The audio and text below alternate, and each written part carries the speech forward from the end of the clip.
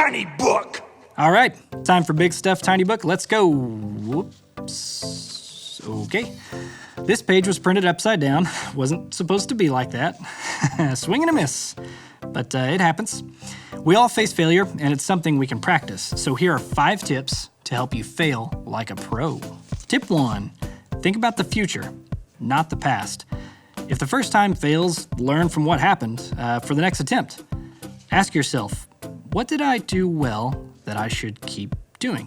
What needs to change next time? Was something or someone missing that could help reach the goal? Tip 2, time is precious. It's a waste of time playing the blame game. It's a waste of time wallowing in pity. Your failure doesn't define you. Clean up your mess and move on. I had a coach that told me if you failed an hour-long game, you have an hour to feel bad about it. Then it's time to move on.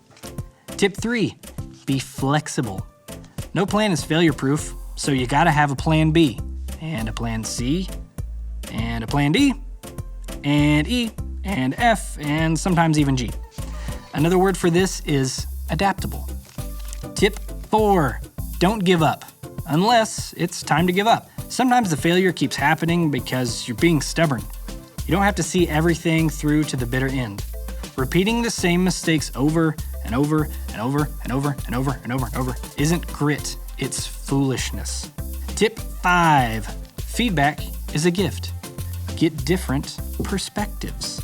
Ask people who you trust to tell you what you could have done differently. When someone tells you what you got wrong, that's okay. It will get you closer to what's right.